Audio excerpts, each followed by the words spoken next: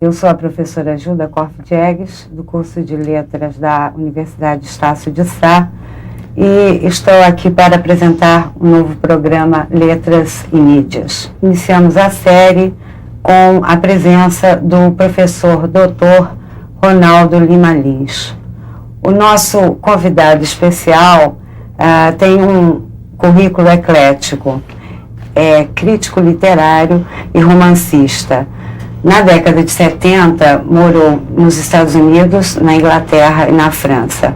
Foi professor da Universidade de Liverpool, onde ministrou aulas de literatura brasileira. Também doutorou-se pela Universidade da Sorbonne, com um pós-doutoramento pela Escola de Altos Estudos em Ciências Sociais. Na década de 80, foi presidente do CONCINE, o Conselho Nacional de Cinema, já extinto, e também foi diretor da Faculdade de Letras da Universidade Federal do Rio de Janeiro. Atualmente é professor dos cursos de pós-graduação da mesma Faculdade de Letras da Universidade Federal do Rio de Janeiro, onde é titular de Teoria da Literatura. Participam também do nosso encontro o professor Ivo Lucchesi, mestre em literatura comparada e doutorando em ciência da literatura pelo curso de letras da Universidade Federal do Rio de Janeiro. É ensaísta e professor da faixa, Faculdade Zélia Alonso. Também participa a professora doutora Terezinha Val, doutora em literatura portuguesa, já foi professora da Universidade Federal do Rio de Janeiro, é ensaísta e atualmente faz parte do corpo docente do curso de letras da Universidade Estácio de Sá. E, fechando o nosso grupo, temos a presença da Maria Luísa Lima, representando os alunos do curso de letras. Ela já é formada em psicologia. Bem, então eu começaria o nosso debate em torno de uma declaração recente feita ao Jornal do Brasil, bombástica, de que a literatura brasileira empobreceu. E, bem posta a observação, ou mais que observação, uma constatação, que vem fundamentada na noção de que os impulsos naturalistas não fazem muito bem a nossa literatura. E eu perguntaria, falta utopia ao Brasil? Estaria faltando uma utopia ao Brasil? Bom, eu começo agradecendo a oportunidade de estar aqui com vocês no programa Letras e Mídias, falando do prazer de poder manter essa conversa aqui com você, Gilda, meus colegas universitários Ivo, Terezinha Val e Maria Luísa. É uma oportunidade de registrar, essa de a gente poder manter uma discussão sobre literatura, ambiente universitário, área de letras e tudo isso, que eu acho que a gente tem que festejar. Com relação à sua pergunta, eu acho que no Brasil, a partir do momento que, digamos, dos anos, sobretudo dos anos 70 em diante, nós entramos numa espécie de sociedade de indústria cultural, digamos, vários padrões culturais se colocaram no Brasil num processo de uma espécie de dinâmica de sintonia. Eu acho uma coisa interessante, na verdade, que o brasileiro seja tão aberto ao ambiente literário, o mais sofisticado, quando se trata de um produto literário importado. Nós lemos, digamos, o que há de mais sofisticado na literatura do mundo inteiro. Mas quando se trata de produto literário brasileiro, e aliás, não é só produto literário, no cinema é a mesma coisa. de certa maneira, isso foi se imprimindo a partir dos anos 70. Quando se trata de produto brasileiro, aí é como se, digamos, a exigência fosse da literatura mais simples, aquela que exige menos reflexão, aquela que tem menos poder inventivo, porque, digamos, isso foi uma coisa instaurada pela modernidade. A literatura não é mais só em um lugar do mundo o prazer da leitura imediato, né? O prazer imediato da leitura, mas é também algo que tem a ver com, digamos, uma espécie de prazer de solucionar os enigmas literários. Se não fosse isso, não seríamos capazes de ler Kafka, Joyce, né, Proust, Borges e boa parte da literatura contemporânea.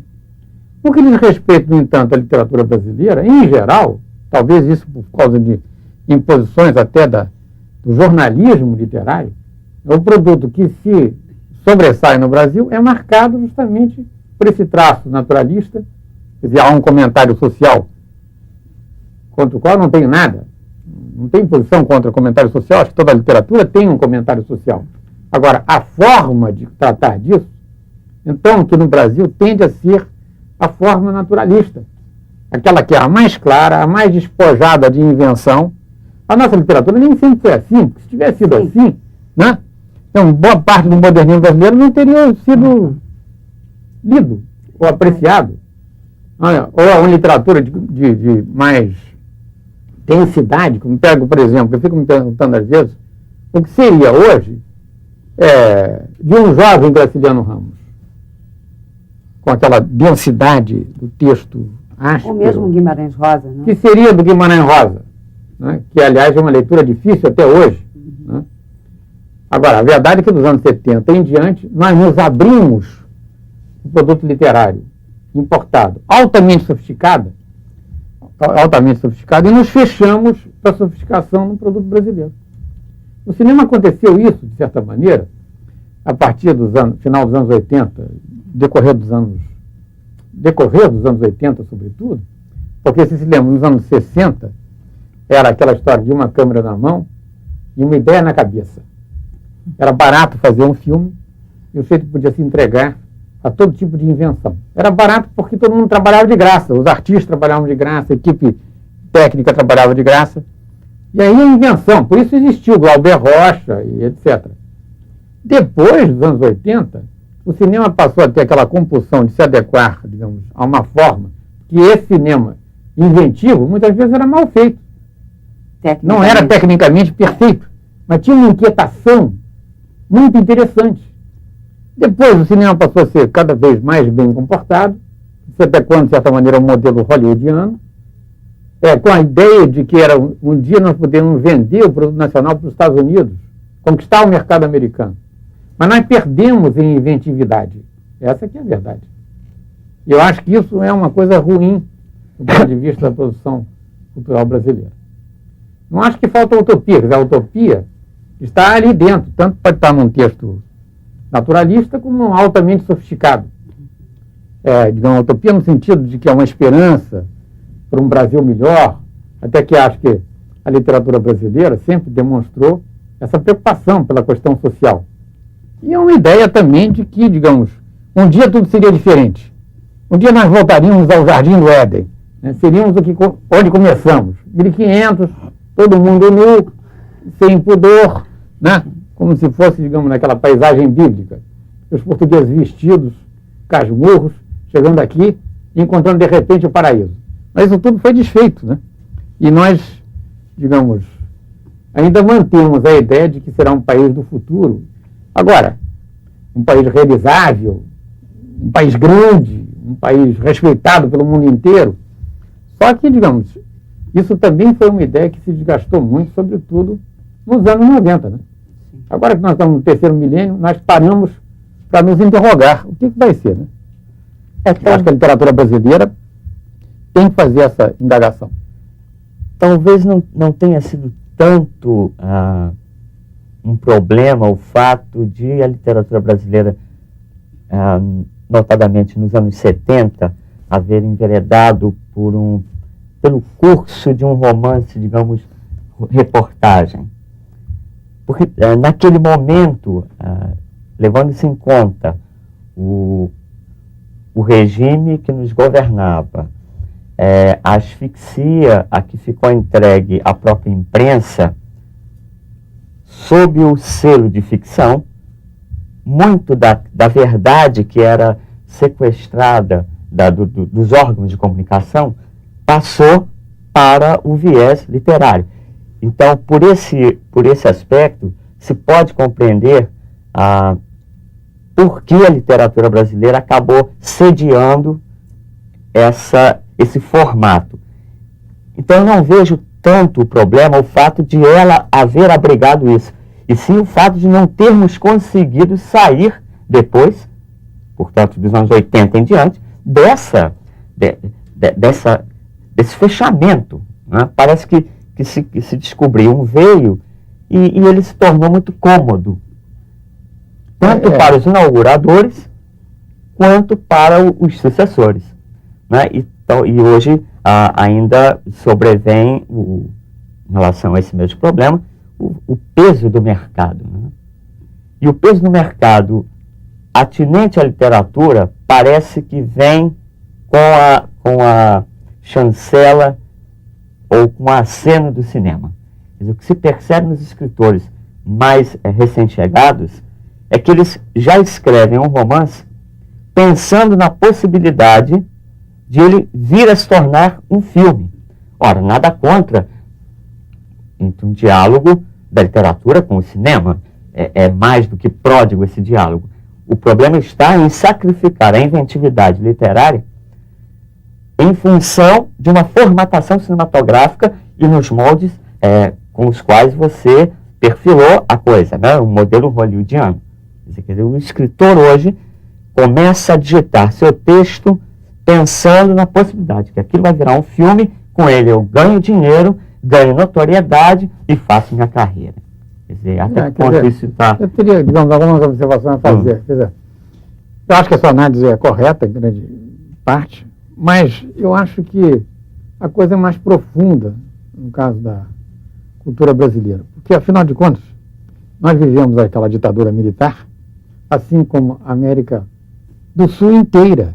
No entanto, a América Latina inteira, porque a América Central também. E, no entanto, a literatura hispano-americana não passou por isso. Ela não é de traço naturalista, né?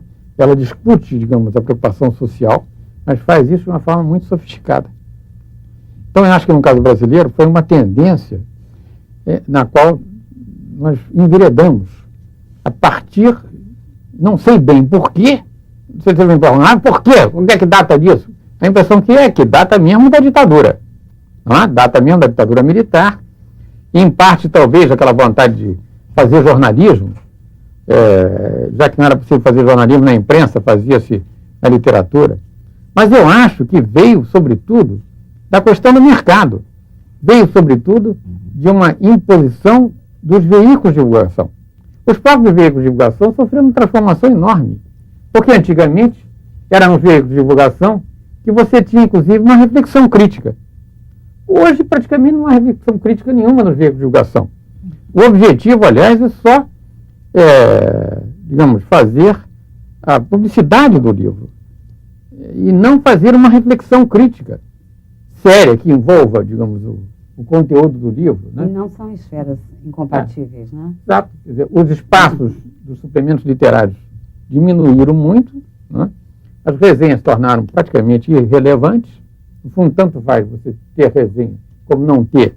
Aquilo não vai vender o livro, particularmente, não é isso que vai vender.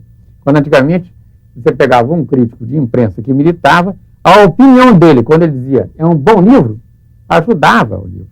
Também acho que, digamos, o público que era o público-alvo era um público sofisticado. Não se pensava, por exemplo, que todo mundo tinha que ler certos livros, que o livro tinha que ser necessariamente um sucesso comercial. Não era essa a ideia. Aliás, no mundo inteiro não era assim, quer dizer, era diferente. Eu vejo, por exemplo, algum tempo atrás, conversando com uma agente literária na França, ela mostrava como que se dava o trabalho editorial. Você pegava na França, Gallimard. A Gallimard, que é uma grande empresa editorial, era dirigida pelo dono dela, Gaston Gallimard.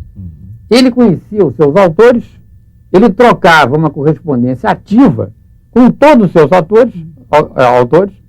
Hoje não, aquilo é um empreendimento que você nem sabe, não conhece o editor.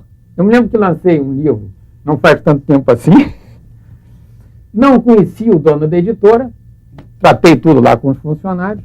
No dia do lançamento veio um rapaz até simpático, todo sorridente, alegre, me cumprimentar. Então eu soube que ele era o dono da editora, me senti homenageadíssimo. Meu Deus, eu estou trazendo o próprio dono da editora aqui para me cumprimentar, porque eu não conhecia esse dono da editora no decorrer do processo. É uma coisa impessoal. Isso facilita a vida de todo mundo. O editor que não quer se incomodar com o autor é sempre chato, ainda mais autores como nós. Porque, por exemplo, eu digo, nós existimos para dar prejuízo aos editores.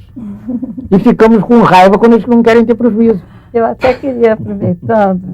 E ainda bem que existimos para dar prejuízo. Exatamente. Eu acho que passa também aí essa questão da poesia, não é? A ficção ainda é publicada. A poesia. E agora a crônica que vai sendo ressuscitada, está surgindo, né, uma recuperação. Pois é, pega, por exemplo, a poesia. Cronista. Por que a poesia fica num espaço marginal? Onde fica também sua poesia? Será que tem alguma reclusa no Você pega a poesia, como é uma leitura sofisticada, que implica numa reflexão, e nós estamos numa época que parece que ninguém mais quer refletir.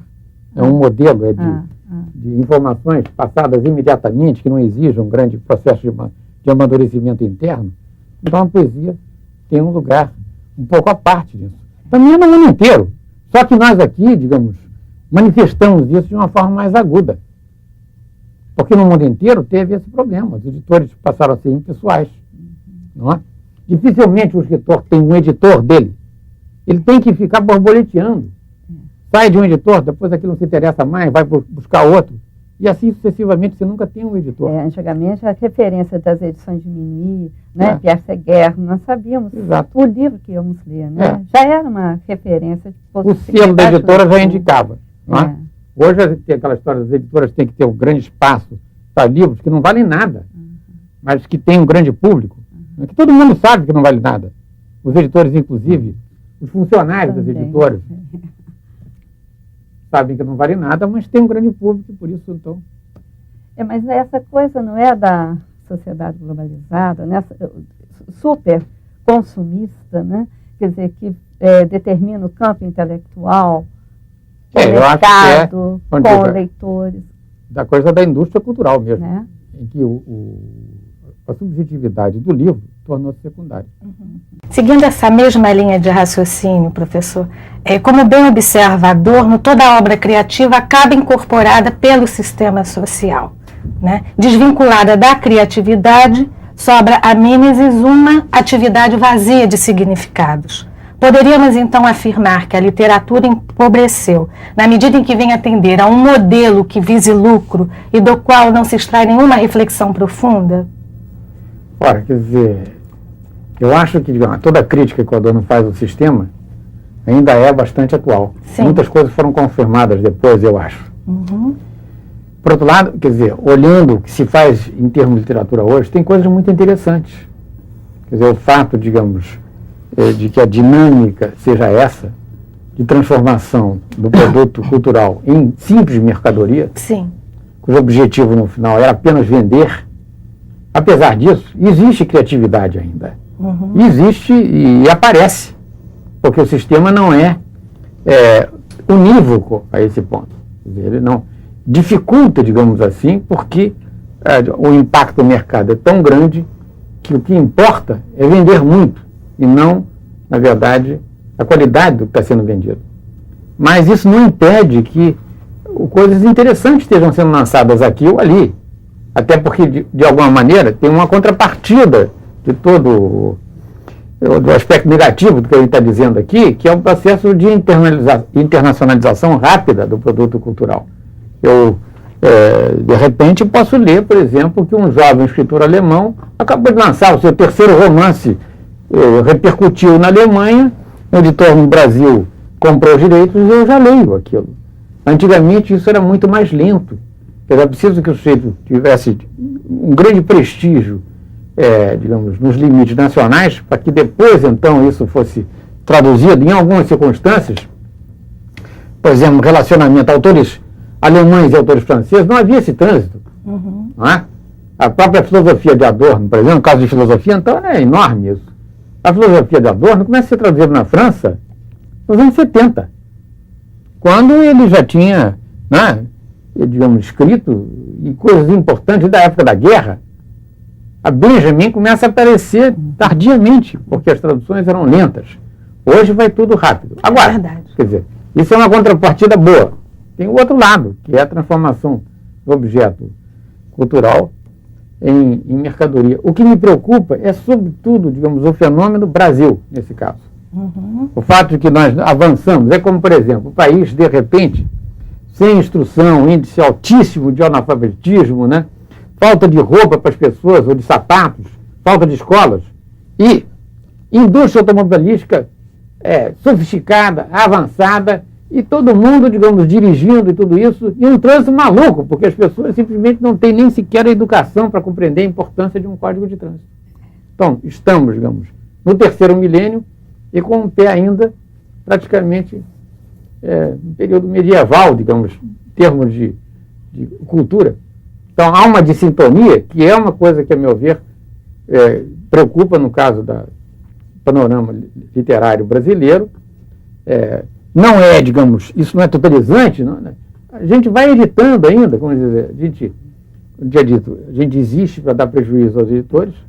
De vez em quando eles resolvem ter prejuízo, e a gente edita, fica contente. Quando eles não editam, a gente fica furioso, mas uma coisa ou outra vai aparecendo.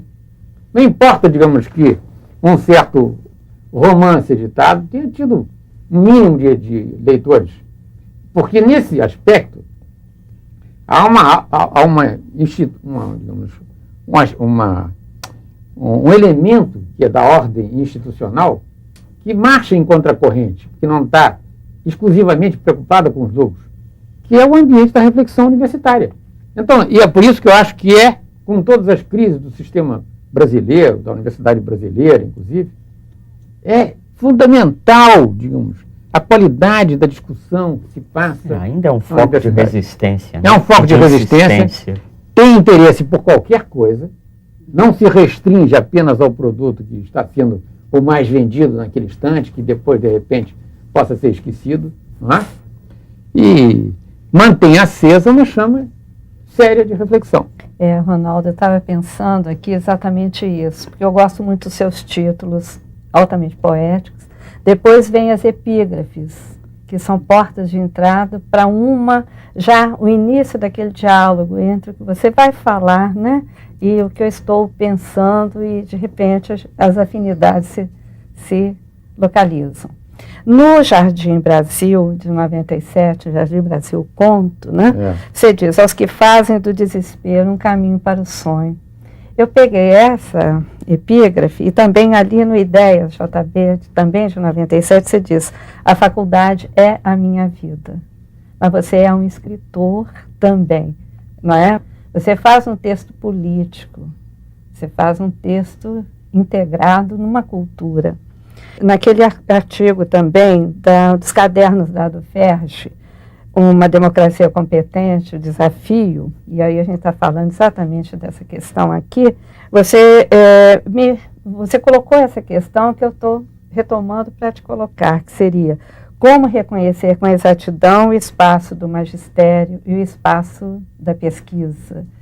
Quer dizer, eu acho que esse é um grande impasse, né, que nós vivemos, né? Quer dizer, o desprestígio que às vezes tem o professor, quando ele também é um pesquisador, em termos da pesquisa e extensão, que é um projeto também da universidade, e que tem que saltar os seus próprios muros, né, que era o nosso ideal de uma universidade democrática, né? Eu acho a sua pergunta, a sua observação extremamente a propósito, e é importante que seja posta assim, ainda mais num programa chamado Letras e Mídias, feito pela universidade, para um espectador que vai ser, de certa maneira, um universitário, porque é importante, eu acho, dizer que na vasta crise da universidade brasileira, que é inegável hoje, algo extremamente importante se mantém, E é por isso que eu digo, o meu trabalho, por exemplo, é um trabalho que, a meu ver, é integrado mesmo. Quer dizer, eu escrevo ficção, escrevo crítica, ensaios críticos e dou aulas. E nada disso, para mim, funciona de uma forma estanque. Quer dizer, nos meus livros, por trás deles, sejam eles de ficção ou de ensaio, né, estão os cursos, as contribuições, digamos, da reflexão que foi se desencadeando, né, ainda mais que, por exemplo, lá na nossa Faculdade de Letras da UFRJ, a proposta é que nos cursos de pós-graduação haja sempre novidades, ou seja, que cada semestre se dê um curso novo, de modo que você mantém, digamos, um processo de reflexão em aberto, né? E nesse processo de reflexão em aberto você tem uma grande contribuição do interlocutor, que são os alunos. Então, eu sempre apreciei enormemente isso. E eu acho também que isso precisa ser enfatizado. Porque senão a gente entra apenas num discurso de contestação à falta de infraestrutura, que existe realmente, e a gente, tão obcecado por isso, deixa de se dar conta de que algo extremamente importante continua sendo feito.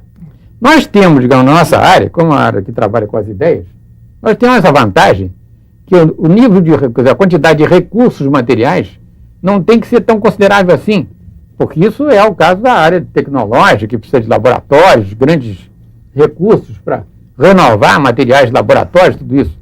Nós podemos chegar ali, no jardim da Faculdade de Letras, e dar uma belíssima aula, ainda mais que eu trabalho com teoria. Então, a teoria basta botar a imaginação para funcionar. E isso é algo que, ao meu ver, é extremamente apreciável, é muito importante. Então, eu digo que a minha vida é realmente o meu trabalho. Aliás, eu acho que isso é mal ou bem, isso é uma regra geral. Até que as pessoas que têm que trabalhar, não é? 1/3 da sua vida é dedicado ao trabalho. Queira ou não, o trabalho vai marcar a pessoa. No meu caso, no nosso ambiente, trabalho com enorme prazer. Porque, digamos, aquilo é algo que me mantém com a chama acesa da reflexão. E eu acho que isso aí é o que pode ocasionar, digamos, uma liberdade de discussões, que é quando a gente estava dizendo aqui, existe a indústria de bens culturais, ela determina qual é o produto, determina às vezes de antemão qual é o produto que interessa, o que não interessa fica sufocado, mas tem a universidade. A universidade é aberta, e é aberta para qualquer coisa, e mantém uma chama de interesse por livros que, a rigor, no mero espaço da comunicação cultural, teriam desaparecido. E seria uma perda enorme. Porque, justamente, a dinâmica dessa sociedade é esvaziar a densidade de certas discussões. É como, por exemplo, se as discussões densas fossem desagradáveis. Não se pode tocar em certos assuntos, porque isso vai criar uma situação de constrangimento. Mas a literatura existe para criar situações de constrangimento. Até o Sartre que dizia, você se lembra? Que o intelectual é aquele que se mete onde não é chamado. Então, a literatura está sempre se metendo onde não é chamada. Por isso que ela vai sendo posta numa posição à margem. E o que interessa é uma literatura que talvez não seja tão profunda assim, que seja consumível facilmente. Você possa até, digamos, usar o autor como um elemento do espetáculo, não é? E depois engoli-lo e depois fazer com que ele desapareça, não é?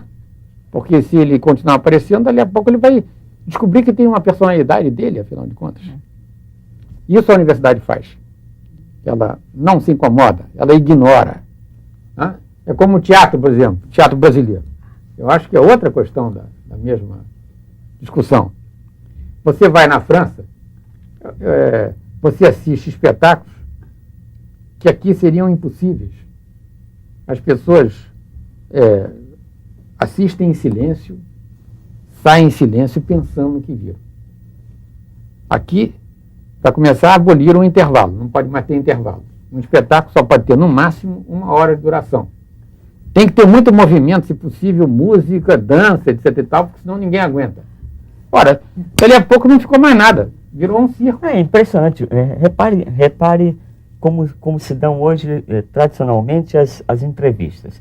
Se é um escritor, ele vem, se apresenta, fala do seu produto e diz: ah, mas olha, é um livro, é uma história suave, ela visa entreter o leitor, uma experiência agradável.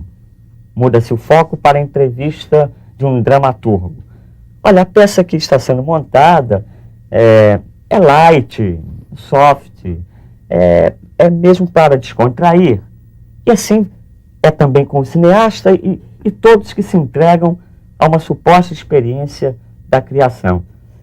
Eu devo adiantar para os eventuais telespectadores que não tenham maior convívio direto ou indireto pela obra com Ronaldo, que o que está sendo dito aqui é perfeitamente autenticável em cada um dos livros pelo Ronaldo escritos.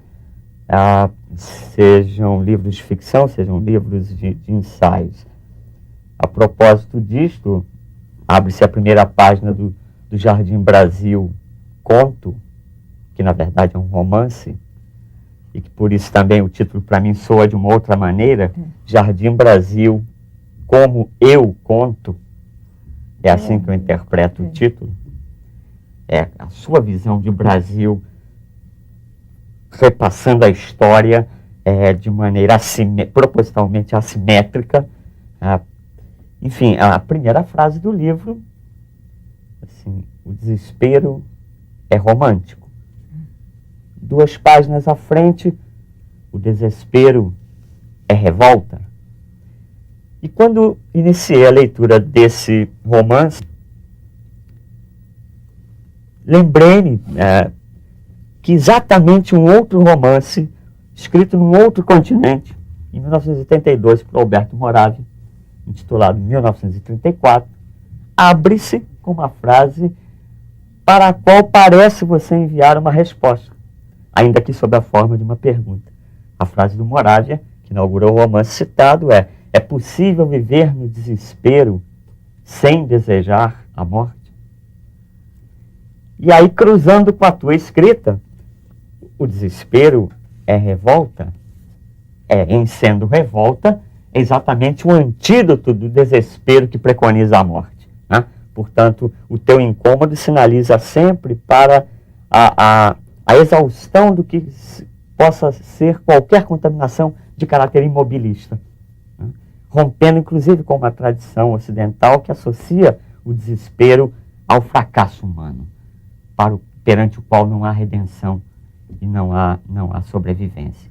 E por isso eu te saúdo por essa lição que está disseminada, estilhaçada em cada livro seu, volto a dizer, de ensaio ou de ficção. Então, Ronaldo, é o seguinte, você dizia da questão da dificuldade de se colocar um texto junto ao editor, não é?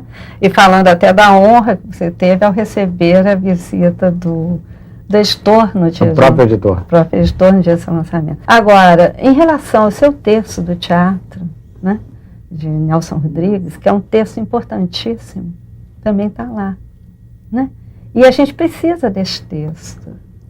Então, eu gostaria de saber, você tem pretensão a colocar esse texto tão importante, talvez um dos primeiros textos assim, de fôlego sobre o teatro Nelson Rodrigues, outra vez? Quer dizer, o meu livro, o Teatro Nelson Rodrigues, Uma Realidade de Agonia, foi, como você sabe, a minha tese de doutorado, né? Eu defendi essa tese, como o Adildo citou, na Sorbonne, em 1975. Depois, vim para o Brasil e a primeira edição saiu em 1979. O Nelson Rodrigues não estava vivo na ocasião e até foi ao lançamento. Foi editado pela Francisco Alves.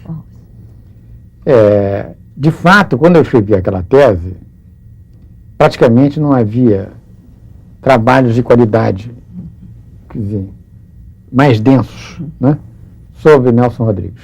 Havia alguns ensaios, um ou outro interessante, né, mas Nelson Rodrigues atravessava, inclusive, um momento difícil junto à opinião crítica no Brasil, porque ele era, e se dizia, um reacionário. Então, era visto como um reacionário. E a minha tese até trabalhava no sentido inverso, mostrando como o teatro dele era progressista. Quer dizer, que era um teatro de tal maneira verdadeiro do ponto de vista das tensões internas da sociedade brasileira, que estava longe de ser um teatro reacionário. Era não só do ponto de vista teatral, muito cheio de vigor, com cenas absolutamente teatrais, né? A discussão que era que estava permeada no seu teatro tinha tudo a ver com a sociedade brasileira e, portanto, não era reacionária. Então, o meu livro foi a primeira tese de doutorado envolvendo o Teatro Nelson Rodrigues. De lá para cá surgiram vários outros trabalhos sobre Nelson Rodrigues e teses acadêmicas. Eu até já fiz parte de bancas em defesa de tese de doutorado que envolviam o Teatro Nelson Rodrigues. Recentemente, como o livro estava esgotado pela Francisco Alves, pensei realmente que era uma pena, porque ainda é o único livro que analisa as peças, porque surgiram muitos trabalhos, mas não análise de texto. E esse livro é uma análise de 5 textos de Nelson Rodrigues. Pensei, de fato, em reeditar. Até cheguei a levar na Record, para conversar com eles, uma primeira conversa. Depois, dei uma desanimada, porque achei que era descabido reeditar hoje um livro que eu tinha produzido, defendido em 1975, portanto, na verdade, escrito até antes. Eu escrevi esse livro quando trabalhava na Universidade de Liverpool, portanto, início da primeira metade dos anos 70, só que defendi em 75 e editei em 79. Esse livro foi, em parte, o resultado de cursos que dei para alunos ingleses, no momento em que eu estava, portanto, no estrangeiro, e sentia, digamos, muito próximo de tudo aquilo que se passava no Brasil, mas já com o distanciamento necessário para poder refletir, né? E agora, reeditar esse livro sem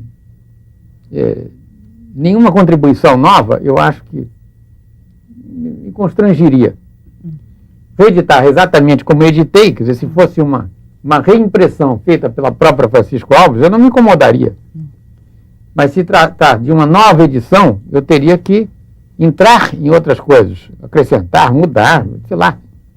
E como no momento eu venho trabalhando com coisas completamente diferentes, acabei de estar aqui, esses livros ali, estou trabalhando aí na área da zoologia, para continuar a nossa amiga feroz, escrevi um livro chamado O Felino Predador, que é uma reflexão, então, da questão da verdade. Inédito, procurando editor, com aquelas dificuldades que a gente conhece, ainda mais que é um livro onde eu não faço concessão, quer dizer, eu acho que é um livro de reflexão. Não, mas em qual deles você sem concessão nenhuma. Mas, quer dizer, esse é um livro... Não costumo fazer. Mas, quer dizer, tem uns que são discussões mais fáceis. Sim, claro. Outros são discussões mais complicadas. Nesse, me deu o luxo de fazer, como, por exemplo, no Jardim Brasil Conto, eu me dei o luxo de não sorrir. Não estava com vontade de rir naquele romance. Então, não é um romance que dê. Já escrevi outros, descrevendo situações às vezes terríveis, mas que tem sempre coisas engraçadas, né? Mas nesse não estava com vontade de rir. No Felino Predador, que é um livro, na verdade, sobre a verdade, é um livro sobre a verdade no sentido de que verdade é uma coisa que todo mundo sabe o que é. A gente diz assim, isso ela não isso aqui é uma mesa. Ninguém vai discutir que isso é uma mesa, todo mundo vendo. É o nome dela, né? Agora, quando você se aproxima mais intimamente dessa verdade, que todo mundo sabe qual é, aí você cai no abismo. Então, é um livro envolvendo essa questão. Então, está atrás do editor, quer dizer. E esse livro é um livro que mantém, digamos, leva adiante discussões, como a gente dizia, que eu travei com alunos lá na faculdade e foi tocando, digamos, a chama da reflexão. Então, para interromper o que eu estou fazendo, para entrar outra vez Nelson Rodrigues, embora que nesse livro, por exemplo, tenha outra vez Nelson Rodrigues, tem um dos ensaios, que é um conjunto de ensaios que se entrelaçam. todos em torno do tema da verdade, ou da mentira. Né? Um dos ensaios, do qual até extraí o título, é então um ensaio envolvendo o Boca de Ouro, que era uma peça que eu já tinha tratado no Teatro Nelson Rodrigues, Uma Realidade em Agonia, portanto, nessa tese que defendi em 75, mas que agora, então, analiso de uma forma inteiramente diferente, embora pego a mesma peça que já tinha trabalhado você antes. já publicou numa revista até brasileira, né? A Verdade que é Mentira. Publiquei. Alguns dos ensaios saíram aqui ou ali, e outros são inteiramente novos. Mas que esses ensaios que saíram aqui ali, ou ali, eu já estava, digamos, desenvolvendo o livro dentro da mesma linha de reflexão teórica, que era a questão da verdade e da mentira.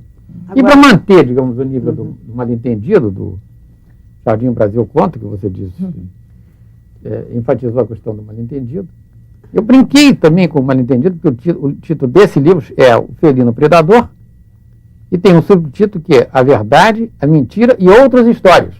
De modo que o leitor vai ficar sem saber se é um livro de ficção ou se é um livro de reflexão. Mas tu tocaste aí num ponto que eu considero muito importante, que hoje o trabalho da crítica quase não faz análise de texto e muito pouca busca do sentido, né, da produção de alguém. Eu vejo isso com uma certa preocupação, porque há um surto quase que avassalador da informação em detrimento dessa busca de sentido. E eu até gostaria de te perguntar um pouco sobre, já que também crítico, né? Quer dizer, essa busca do sentido, ela mescla elementos ficcionais que eu considero fundamentais, né, para o entendimento da obra de uma outra pessoa, né? E vejo com muita tristeza no país atualmente, né, quase nenhum trabalho sobre isso, né? Não sei qual a tua observação quanto a esse aspecto. Quer dizer, por exemplo, eu acho que literária. No caso do meu livro, que foi a minha experiência mais próxima, eu sei que digamos, a análise, o fato de eu ter analisado as peças, e o fato de ainda ser o único livro sobre Nelson Rodrigues que faz isso, é importante, por exemplo, o pessoal de teatro. É um livro que até hoje, porque, sabe, em geral, o sujeito começa fazendo teatro, pensa logo em Nelson Rodrigues no Brasil. Aliás, é até um equívoco, porque o Teatro Nelson Rodrigues é um teatro difícil de ser montado. Não é? Então, eu, por exemplo, desse livro, assisti N montagens, a tal ponto que passei a recusar, mas não quero mais. Mas a análise ajudava, digo, no trabalho de montagem. Sim. E a análise dos textos é uma coisa importante. Acho que, Ronaldo, reaparece nesse momento da conversa a questão que habitou o primeiro bloco. A propósito dos rumos ou dos descaminhos que a literatura brasileira acabou tomando, fazendo-a empobrecer. Ora, se temos diante de nós um modelo cultural que privilegia e entroniza a informação, pondo em segundo ou em terceiro escalão, ou em escalão nenhum, a interpretação, o que se está, na verdade, costurando como imaginário geracional é algo que se sente desaparelhado para compreender algo para além do que a própria vitrine esteja a mostrar. Isso tanto será válido para a questão do receptor, leitor, quanto para os novos autores, que forjados intelectualmente estão nesse modelo que entroniza a informação. Não sei se é um gancho a se somar àquilo que foi dito no bloco de abertura, quanto ao empobrecimento da literatura brasileira. Poderíamos até questionar, professor, se a literatura ela não estaria limitada em suas possibilidades de comunicação, na medida em que ela não encontra no leitor um repertório interno adequado àquela realidade. E nesse caso, eu ainda acrescentaria também a perda de diálogo do autor com o crítico, porque o crítico é uma figura fundamental na medida em que ele, por excelência, é aquele que vai dialogar mais de perto com o autor, inclusive dando algumas referências. Me parece um trabalho importante do crítico, verdade. hoje relegado a um segundo plano, né? Porque essa índole mercadológica assola o país e não digo que tenham desaparecido os críticos, mas eles ficaram à sombra. E me parece um pouco preocupante, porque justamente é a figura do intelectual, né, enquanto portador de uma palavra, né, que não, em busca de um sentido, né, que está em jogo. Eu acho que, na verdade, nós acabamos, sem querer, invertendo a máxima do Descartes, que dizia, penso, logo existe. É verdade. Nós passamos a fazer, não penso, logo existe. Ou então penso, logo existe. Porque, de fato, quer dizer, qualquer Ou comportamento... pior até, existo porque não penso. Exatamente. Não Ou penso, penso, logo... então desisto. Quando existe. Logo desisto. Porque, na verdade, quer dizer, tá tudo... Nós estamos aqui, no fundo, tratando desde o início dessa mesma questão. Uhum. Ou seja, que tipo de comportamento se espera que alguém tenha com relação ao pensamento? Até porque, quando a gente fala de ficção, estamos tratando também do pensamento.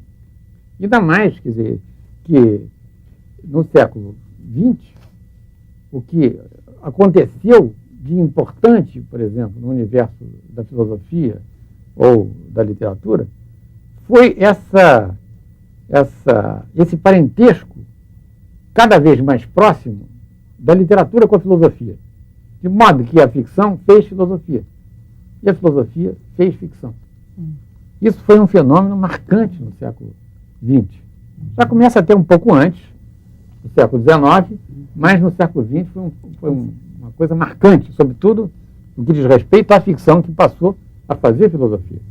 Ora, se a ficção faz filosofia, ela pensa, ela quer pensar, e ela espera que o leitor pense. Se você espera que um leitor não pense, porque ele só precisa da informação, ou da imagem que possa ser digerida rapidamente, então esse leitor não pode chegar a 90% da ficção. No meu livro, por exemplo, Nossa Amiga Feroz, o tema do livro, que até estamos falando do mal-entendido, então vou citar um dos mal-entendidos. O livro chama-se Nossa Amiga Feroz. E tem um subtítulo que é Breve História da Felicidade na Expressão Contemporânea. Talvez até é possível que eu possa entender a posteriori aquela visita do editor por causa do subtítulo. Porque o fato é o seguinte, em determinado instante, depois que lancei o livro, na verdade, ele faz uma análise da expressão cultural contemporânea, isso entendendo esse termo, então, no final do século XVIII em diante, da Revolução Francesa em diante, porque o tema é uma frase do Sanjiste na Assembleia Nacional Francesa, em que ele diz que a felicidade é uma ideia nova na Europa. Então, de repente, a felicidade passou a ser possível na vida das pessoas. E daí se criou uma enorme expectativa, tendo a ver com as utopias modernas, né, possibilidade de implantação de novas sociedades, novos sistemas e tudo isso. Só que o que a expressão literária da mesma época fez foi uma visão trágica das coisas. Esse é o tema do meu livro, mostrando como 90% da expressão cultural contemporânea é trágica. E aí eu fui, então, convidado, quando lancei o livro, a dar uma entrevista até na Rádio Globo. E cheguei lá um pouquinho antes, tinha um casal antes, então assisti a entrevista.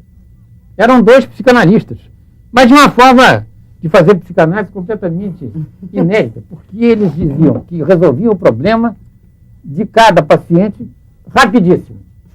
Então, você estava angustiado porque não tinha emprego, eles arranjavam um emprego para você. E assim eles agenciavam, digamos, a sua estrutura, as necessidades da sua estrutura psíquica. Aquilo me pareceu uma coisa completamente surrealista. Né? Imagina alguém que se dizia analista, que dizia que resolvia o problema rapidamente em cada um. E aí, então chegou a minha vez e eu fiquei pensando, o que eu vou fazer aqui, né?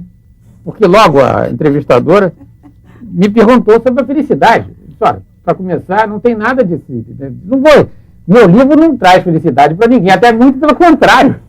É um comentário sobre a infelicidade, a tragédia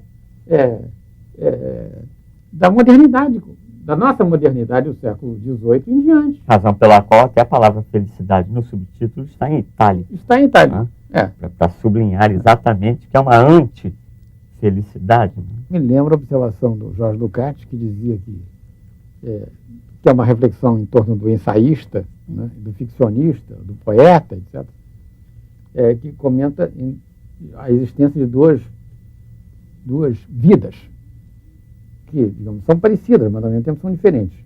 Então, que, para marcar a diferença, ele põe vida grafada normalmente e vida em itálico. Porque nós todos temos essa vida, as duas.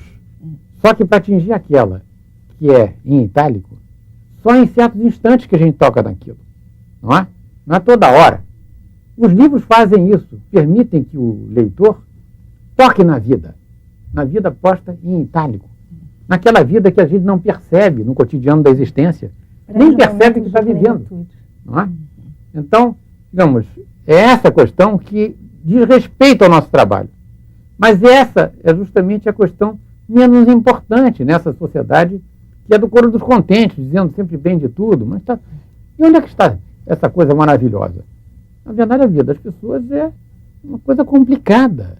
Ela e cada vez mais contra complicada. o desespero, talvez para silenciar o impulso de revolta. E aí estaria dialogando com a pergunta que você promove no romance Jardim Brasil.